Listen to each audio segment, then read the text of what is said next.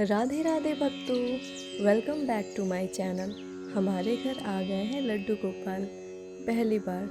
आप देख सकते हैं कितना सुंदर श्रृंगार होने वाला है। काफ़ी सालों से हम सोच रहे थे लल्ला को लाने के लिए और फाइनली हमारे लल्ला आ गए हैं। हम सब बहुत खुश हैं।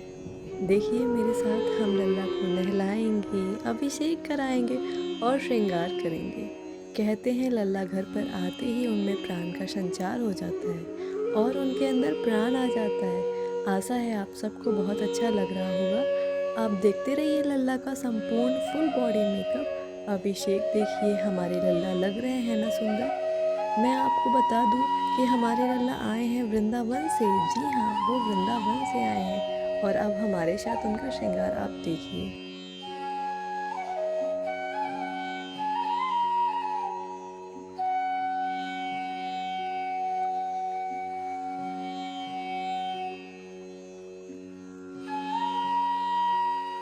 आजकल बहुत लोग लड्डू गोपाल को अपने घर में रखते हैं, पर एक बात का ध्यान जरूर रखिए, जो इनकी सेवा होती है ना, उसमें कभी कमी नहीं आनी चाहिए। उनकी विधि विधान से सेवा होनी चाहिए। लड्डू गोपाल जी की सेवा में एक एक चीज़ का ध्यान रखना चाहिए। जैसे बच्चों का ध्यान रखते हैं ना, ठीक वैसे ही बच्चों का कब दूध चाहिए, कब सोना है, कब नहलाना है। आप कहोगे भगवान है, ऐसा नहीं है। भगवान वाला भाव लाना है तो फिर लड्डू गोपाल मत रखिए। लल्ला को वही रखे जिनके मन में वात्सल्य भाव है। उन्हीं को गोपाल जी रखने चाहिए, जो ठाकुर जी को अपना लल्ला मानते हो। ज़्यादा नहीं कर सकते, पर ध्यान रखो कि सुबह, दोपहर, शाम और बीच बीच में थोड़ा सा खाने को दो। प्यास लगी हो थोड़ा जल रख दो। ऐसे ही नहीं कि बस ले आए लल्ला को और नियम पालन ना कर पाए। ऐसे में हम आज आपको बताएंगे कि कैसे आपको लड्डू गोपाल का पूजन करना है और उन्हें कैसे प्रसन्न रख सकते हैं। कई लोग इसी वजह से घर में लड्डू गोपाल को स्थापित भी नहीं कर पाते। तो आइए जानते हैं कि कैसे लड्डू गोपाल को घर में स्थापित करें और उन कौन सा दिन इस काम के लिए शुभ रहता है। लड्डू गोपाल को स्थापित करने के लिए सबसे अच्छा दिन जन्माष्टमी का माना गया है। जी हाँ, ऐसा कहा जाता है कि इस दिन लड्डू गोपाल को मंदिर में स्थापित करने से शुभ फल की प्राप्ति होती है। इसके साथ ही लड्डू गोपाल को स्थापित करने के बाद प्रतिदिन स्नान करवाना चाहिए। इसके लिए दूध, दही, शहद, गंगाजल और घी का इस्तेमाल जरूरी करना चाहिए। इसके लड्डू गोपाल प्रसन्न होकर इच्छा पूर्ति करते हैं। जहाँ तक वस्त्र बदलने की बात है, रोजाना लड्डू गोपाल को स्नान करवाने के बाद उन्हें किसी नन्हे शिशु की तरह तैयार करना चाहिए। इसके लिए प्रतिदिन उनके वस्त्र बदलने चाहिए और उन्हें चंदन का टीका जरूर लगाना चाहिए। दिन में 4 बार लगाएं उनका भोग। जी हाँ, लड्डू गोपाल को दिन में 4 बार भोग लगाना चाहिए। कान्हा जी को माखन मिश्री बहुत प्रिय है। ऐसे में आप उन्हें माखन मिश्री का भोग लगाकर भी प्रसन्न कर सकते हैं। रोजाना आरती करें। रोजाना बाल गोपाल का पूजन करना चाहिए। कहा जाता है कि नियमित रूप से दिन में 4 बार बाल गोपाल का पूजन करना चाहिए। इससे बाल गोपाल प्रसन्न होकर मनोकामना पूर्ण करते हैं। उनको झूला जरूर झुलाएं। जैसे छोटे बच्चों को झूला झुलाते हैं ना, वैसे ही माना जाता है कि आरती के बाद भोग लगाएं और उसके बाद लड्डू गोपाल को झूला झुलाएं। इस दौरान बाल गोपाल के झूले में लगे पर्दे को लगाना ना भूलें। घर में कभी न छोड़े अकेला बाल गोपाल को। छोटा सदस्य माना गया है उनको।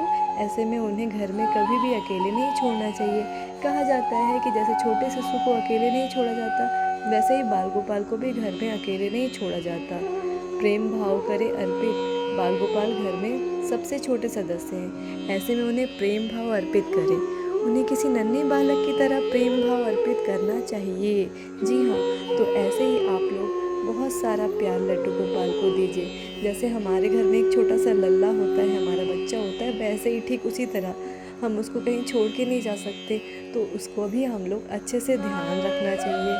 कब भूख लगी है, कब खाना है, कब सोना है। उनके वस्त्र को गर्मी में थोड़ा सा कॉटन वस्त्र अच्छे से पहनाइए। फाइनली आप देख सकते हैं हमारे लड्डू गोपाल जी हो गए हैं तैयार। इनका पूरा फुल बॉडी श्रृंगार हो चुका है। वस्त्र से लेके, मुरली से लेके, पंखुड़ी से लेके, मोर पंख से लेकर हर चीज़ इन्होंने पहन ली है। इनके कड़े देख रहे हैं आप कितने सुंदर हैं, और छोटा हार, बड़ा हार और इतना सुंदर प्यारा सा मुकुट, बहुत ही सुंदर मुकुट है। लड्डू गोपाल जी को हमारी नज़र न लगे इसलिए हमने इन्हें काला टीका ज़रूर लगाया। आप लोग भी अपने लड्डू गोपाल को काला टीका ज़रूर लगाएं, क्योंकि इन्हें बहुत जल्दी नज़र लग जाती है, क्योंकि इतने सुंदर लगते हैं, क्योंकि हमारी ही आंखें हम इन लोग से हटती ही नहीं है, कान्हा जी से बिल्कुल भी नहीं हटती है। तो हो गया है श्रृंगार। सो अब हम लोग ने लड्डू गोपाल जी को उनका भोग लगाया। सो भोग लगाने के बाद हम लोग ने करी आरती की तैयारी और किया हम लोग ने पूरा अच्छे से आरती। और थोड़ी देर हम लोग ने किया, लड्डू गोपाल के 5 भजन कीर्तन किए और फिर समापन किया। और फिर हो गई थी देर रात और हम लोग बहुत खुश थे। और फिर रात में हम लोग ने लड्डू गोपाल को सुलाया, अच्छे से उनका वस्त्र चेंज किया और फिर उनको सुला दिया। उनके पास एक जल ज़रूर रख दिया हमने, क्योंकि कहते हैं लड्डू गोपाल के पास जल रख देना चाहिए, क्या पता उनको रात में प्यास लग जाए, इसलिए ज़रूर रखें जल। अब आपको मैं लड्डू गोपाल की सेवा में ध्यान रखने वाली कुछ महत्वपूर्ण बातें बताने जा रही हूँ, ध्यान से ज़रूर सुनिए। नंबर 1, सुबह जागते समय उनको दूध का भोग जरूर लगाएं। नंबर 2, उनको रोज़ गंगा जल से स्नान कराएं और वस्त्र बदलें। ध्यान रखें कि किसी बाहरी इंसान के सामने उनका स्नान ना कराएं। नंबर 3, घर में जो भी सात्विक भोजन बनाएं या बाहर से लाएं उसका भोग अवश्य लगाएं। नंबर 4, एक तुलसी पत्र लड्डू गोपाल के सामने जरूर रखें। नंबर 5, मौसम के अनुसार उनके कपड़ों को अवश्य ध्यान रखें। अगर आप ऐसा ध्यान रखेंगे तो आप देखेंगे लड्डू गोपाल आपसे बहुत प्रसन्न होंगे। सो दोस्तों, अगर आपको मेरा ये वीडियो अच्छा लगा हो तो प्लीज़ शेयर और लाइक ज़रूर करें। अगर आप नए हो मेरे चैनल पे तो प्लीज़ सब्सक्राइब करें। राधे राधे।